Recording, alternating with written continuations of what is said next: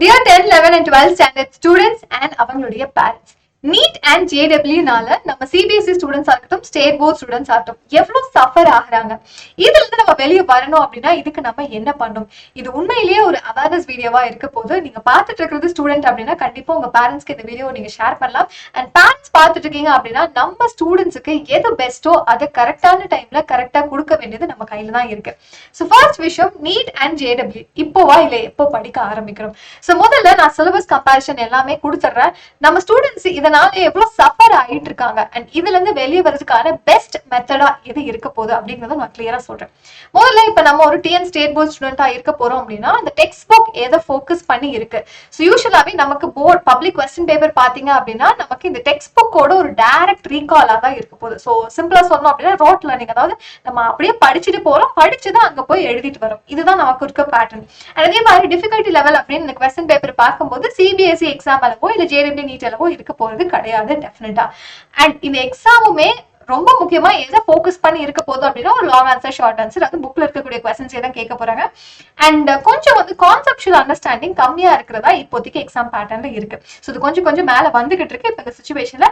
And book wise பாத்தீங்க அப்படின்னா book is actually standard super duper good book which can actually give us a seat in JEE இல்ல NEET அந்த மாதிரி தான் இருக்கு.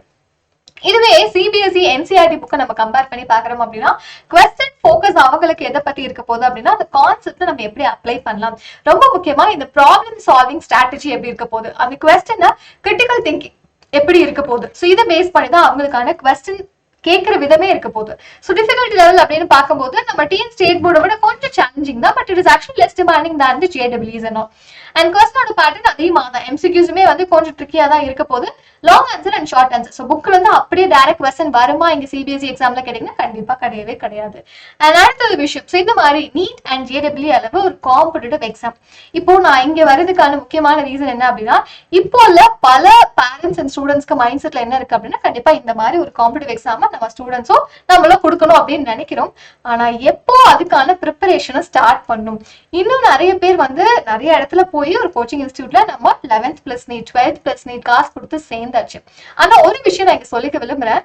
இப்போ இந்த கொஸ்டின் ஃபோக்கஸிங்கா இருக்கட்டும், நம்ம எவ்வளவு கஷ்டப்பட போறோம் ஆஸ் ஸ்டூடெண்டா, பிகாஸ் நான் பப்ளிக் எக்ஸாமுக்கு படிக்கணும், எனக்கு இந்த பேசிக் நான் இங்க கொஞ்சம் தேடி வர்றதுக்குள்ள அடுத்து எனக்கு ஜேடபிள்யூ கிளாஸ் வரப்போகுது. இப்போ ஒரு விஷயம் நான் சொல்லலாம், மேக்ஸ் வந்து it is going to be really challenging. 10th இருந்து ஒரு 11th ஷிஃப்ட் கொடுக்கும் போதும் சரி, ஸோ 12th ஸ்டாண்டர்ட் ஸ்டூடெண்ட்ஸ்க்கு அது இன்னும் நல்லா தெளிவாவே தெரியும். 11th நிறைய பேர் இந்த 11th plus NEET 11th plus JW எடுத்தவங்களுக்கு இப்போ அதனுடைய சஃபரிங்ஸ் டெஃபினட்டா தெரியும். பல பேருக்கு பப்ளிக்ல அவ்வளவு நல்ல ஸ்கோர், நம்ம எதிர்பார்த்த ஸ்கோர் வாங்க முடியலங்கிற வருத்தமும் இருக்கு. அப்போ ஒரே ஒரு அவேர்னஸ் தான் பேரண்ட்ஸ்க்கு, நீங்க நீட்டோ இல்ல ஜேடபிள்யூ 11thலயே கொடுக்கணும்னு நினைக்கிறீங்க, 12thலயே கொடுக்கணும் அப்படின்னு நினைக்கிறீங்க அப்படின்னா ஒரு எக்ஸாம் வரலும் வெயிட் பண்ணுங்க. இந்த ஃபர்ஸ்ட் மிட்டம் குவார்டர்லி வரலும் வெயிட் பண்ணுங்க. அதுல நம்மளோட குழந்தைங்களோட மார்க் வந்து ஒரு 90+ இருக்கு, மேக்ஸ் வந்து அவங்களுக்கு சேலஞ்சிங்கா இல்ல, அண்ட் பிசிக்ஸ் அண்ட் கெமிஸ்ட்ரி ஒரு 80+ வாங்குறாங்க அப்படின்னா அப்போ அந்த ஸ்டூடெண்ட்னால 11th அண்ட் 12thல நல்லா ஃபோக்கஸ் பண்ணி நீட் அண்ட் ஜேடபிள்யூ அதோட சேர்த்து பப்ளிக் எக்ஸாமையும் கோப் அப் பண்ண முடியும். இல்ல அப்படிங்கிற பட்சத்துல அந்த ஸ்டூடெண்ட்டை சஃபர் பண்ண விடக்கூடாது. ஏன்னா அவங்களுக்கு அதுக்கான பொட்டன்ஷியல் இருக்கு. அந்த பொட்டன்ஷியலை ப்ராப்ளம் சால்விங் கெப்பாசிட்டியா மாத்துறதுக்கான டைம் இது கிடையாது. எப்போ அப்படின்னு கேட்டீங்கன்னா முதல்ல அந்த பேஸ் மட்டும் ஸ்ட்ராங் பண்ணிக்கணும். இப்போ இங்க இந்த மாதிரி விஷயங்கள் எதுக்கு சொல்றோம் அப்படின்னா, இப்ப நம்ம ஸ்டேட் போர்ட்லயே படிக்கிறோம் அப்படின்னா இதுல இருக்க கான்செப்டே தான் என்சிஆர்டி புக்லயும் இருக்க போகுது. என்ன இவங்களுக்கு இந்த அண்டர்ஸ்டாண்டிங்ல மட்டும் தான் கொஞ்சம் டிஃபிகல்ட்டி. ஸோ இங்க அவங்க பேசிக்க ஸ்ட்ராங் பண்ணிட்டாங்க அப்படின்னா இந்த இடத்துக்கு வரும்போது அவங்களுக்கு இது ஒரு பிரச்சனையா இருக்க போறது கிடையாது. இந்த மாதிரி எக்ஸாமுக்கு ஒரு 1 year டெடிகேட்டடா படிச்சாங்க அப்படின்னா அவங்க எதிர்பார்க்கிற மார்க்கை வாங்கி எதிர்பார்க்கிற காலேஜுக்கு தாராளமா போகலாம். இது வந்து ஒரு ட்ராப் மாதிரி. இப்பயே வந்து ஜேடபிள்யூ இப்பயே வந்து நீட் அப்படின்னு. ஸோ நீட்டா இருக்கட்டும் ஜேடபிள்யூ இருக்கட்டும், இதுக்கு டெஃபினட்டா இந்த பொட்டன்ஷியல் எல்லா ஸ்டூடெண்ட்ஸ்க்கும் இருக்கு. அந்த பொட்டன்ஷியலை கன்வெர்ட் பண்றது, அந்த ப்ராப்ளம் சால்விங் கெப்பாசிட்டியா மாத்துறது தான் வந்து டீச்சரோட கையில ஒரு கோச்சிங் இன்ஸ்டியூட்டோட கையில இருக்கு. ஸோ அப்படி இருக்கும்போது அவங்களுக்கான ஒரு ரைட் டைம் கொடுத்து அவங்களை கஷ்டப்படுத்தாம படிக்க வைக்கிறது நம்ம கையில தான் இருக்கு. இது பேரண்ட்ஸா எல்லாருமே தெரிஞ்சுக்க வேண்டிய முக்கியமான விஷயம். ஸோ கொஸ்டின்ஸுமே எப்படி இருக்க போதும் அப்படின்னு சேலஞ்சிங் நீட் அண்ட் ஜேடபிள்யூல ப்ராப்ளம் சால்விங் எபிலிட்டியை நல்லா வந்து லைக் ஃபோக்கஸ் பண்ற மாதிரி தான் கொஸ்டின்ஸுமே கேட்பாங்க. அண்ட் அசஸ்மெண்ட் எது மாதிரி எல்லாம் இருக்க போது, ஒரு கான்செப்ட்ல இருந்து டைரக்டா கொஸ்டின் கேட்கலாம், நிறைய நியூமெரிக்கல் கொஸ்டின்ஸ் பிசிக்ஸ் அண்ட் கெமிஸ்ட்ரியில எல்லாம் கேட்கலாம். சேம் ஃபார் எக்ஸாம்பிள் அந்த கொஸ்டினோட கம்பேரிசனை எப்படி இருக்கு நான் உங்களுக்கு காட்டுறேன். ஸோ இப்போ ஸ்டேட் போர்ட் ஸ்டூடெண்ட்ஸா இருக்கீங்கன்னு வச்சுக்கோங்களேன். இப்போ நான் ஃபர்ஸ்ட் 11th பிசிக்ஸ் புக் எடுக்கிறேன். ஸோ ஃபர்ஸ்ட் சாப்டர் நமக்கு வந்து nature of physical world and measurement இல்லையா. ஸோ இதே சாப்டர் தான் வந்து சிபிஎஸ்சில யூனிட்ஸ் அண்ட் மெஷர்மெண்ட் அப்படின்னு இருக்க போகுது. ஸோ இந்த சாப்டர்ல நிறைய வந்துட்டு like it is actually very important chapter. நம்ம வந்து இந்த மாதிரி நீட் அண்ட் ஜேடபிள்யூ ஃபோக்கஸ் பண்றோம் அப்படின்னா நம்மளோட ஸ்டேட் போர்ட் சிலபஸை பொறுத்தவரை இது ஒரு லைக் அசால்ட்டான சாப்டர் எல்லாரும் படிச்சுட்டு போயிடும்.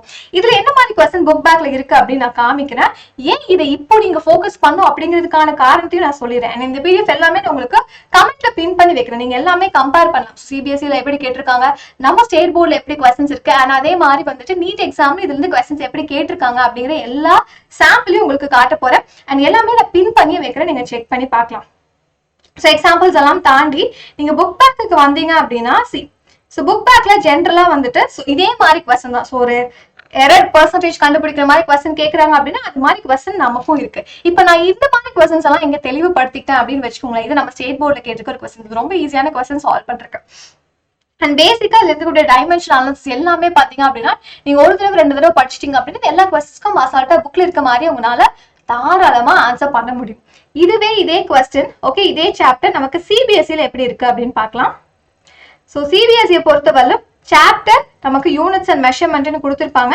அண்ட் நீட்டுக்கான கொஸ்டின்ஸும் நான் இதில் உங்களுக்கு இன்க்ளூட் பண்ணியிருக்கேன். ஸோ இப்போ இது வந்து சிபிஎஸ்சில அந்த சாப்டர். ஸோ அதே சாப்டர் யூனிட்ஸ் அண்ட் மெஷர்மெண்ட்னு கொடுத்துருக்காங்க. ஸோ சேம் ரூல்ஸ் தான். ஸோ நீங்க கான்செப்ட் வைஸ் நீங்களும் ஒரு கம்பேரிசன் கொடுக்கலாம். ஸோ நான் கம்பேர் பண்ணி பார்த்தவரை more or less similar concept தான். அண்ட் அப்படி இருக்கும்போது அவங்களுடைய கொஸ்டின்ஸ் பார்த்தீங்க அப்படின்னா அவங்களுக்கும் ரொம்ப சிம்பிளான கொஸ்டின்ஸ் தான் இருக்க போகுது. பட் இது எல்லாமே எப்படி இருக்கும் அப்படின்னா கொஞ்சம் அண்டர்ஸ்டாண்ட் பண்ணி இதை சால்வ் பண்ற மாதிரி இருக்கும்.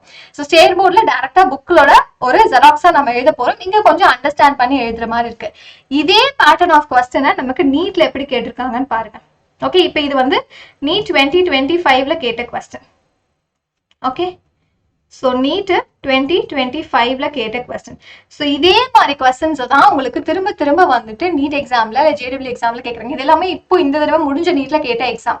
அண்ட் உண்மையை சொல்லணும் அப்படின்னா ஏன் நம்ம பயப்படுறோம் அப்படின்னு கேட்டீங்கன்னா சரி ஓகே, ஸோ கிட்டத்தட்ட வந்துட்டு நம்ம இந்த 180 கொஸ்டின்ஸ் எழுதுறோம் அப்படின்னா இப்போ பயாலஜில நான் சொல்றேன். ஓகே, இந்த 180 கொஸ்டின்ல 90 கொஸ்டின் பயாலஜில வருது. ஸோ இந்த 90 கொஸ்டின்ல பாத்தீங்க அப்படின்னா கிட்டத்தட்ட ஒரு 70ல இருந்து 80 கொஸ்டின் வந்து நீங்க எழுதுற மாதிரி தான் இருக்கும். ஒரு சேலஞ்சிங்கான கொஸ்டின் அப்படின்னா நமக்கு இந்த ஒரு 10 கொஸ்டின் 10 இருந்து ஒரு 15 கொஸ்டின் தான் நமக்கு சேலஞ்சிங்கா இருக்க போகுது. நம்ம அந்த 10 இருந்து 15 ஃபோக்கஸ் பண்ணிட்டு என்ன பண்ண போறோம் அப்படின்னா நமக்கு இருக்கக்கூடிய பொட்டன்ஷியலை வச்சு எவ்வளவு சூப்பரா மார்க் வாங்க முடியும் அப்படிங்கிறது நிறைய ஸ்டூடெண்ட்ஸ்க்கு இன்னும் தெரியாம இருக்கு. நிறைய பேருக்கு நீட் எக்ஸாம் அண்ட் இந்த மாதிரி physics solving, problem solving capacity எல்லாத்துக்குமே பொட்டன்ஷியல் இருக்கு. அதை கன்வெர்ட் பண்றதுக்கு தான் நம்ம கஷ்டப்படுறோம்.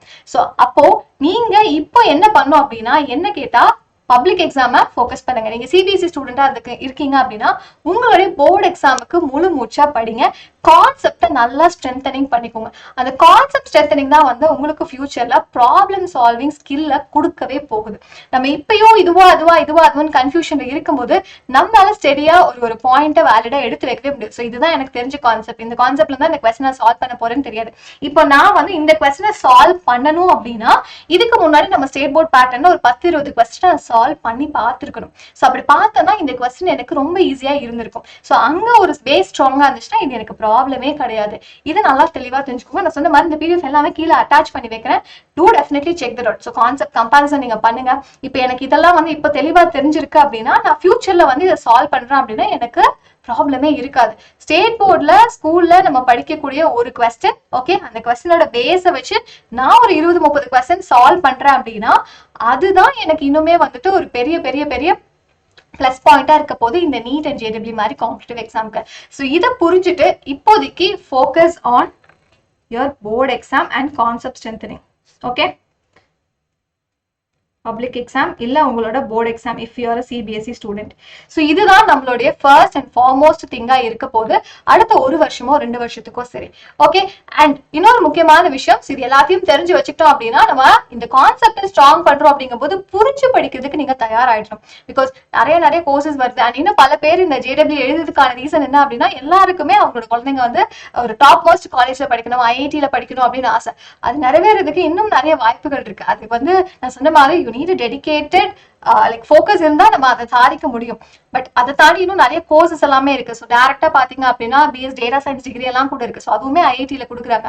அந்த மாதிரி டிகிரிஸும் நம்ம படிக்கலாம். ஸோ நீங்க சஃபர் ஆகாம ஜாலியா புரிஞ்சு படிங்க. அப்பதான் என்ன ஏஐ வந்தாலும் நம்மள ஹியூமன்ஸை ரீப்ளேஸ் பண்ண முடியாத ஒரு சுச்சுவேஷனுக்கு நம்ம வர முடியும். ஐ திங்க் இந்த வீடியோல நிறைய பேருக்கு ஒரு கிளியர் பிக்சர் கிடைச்சிருக்கும்னு நம்புறேன். Focus on one thing, that is public now. Concept strengthening பண்ணுங்க. அந்த கான்செப்ட் ஸ்ட்ரென்தனிங் ஃபியூச்சர்ல நம்ம வந்து ப்ராப்ளம் சால்விங் பொட்டன்ஷியலாவும் ஸ்கில்லாவும் மாத்த போறோம். ஸோ அதுக்கு தயாராயிடுங்க, புரிஞ்சு படிக்க ஆரம்பிச்சிருங்க. All the best.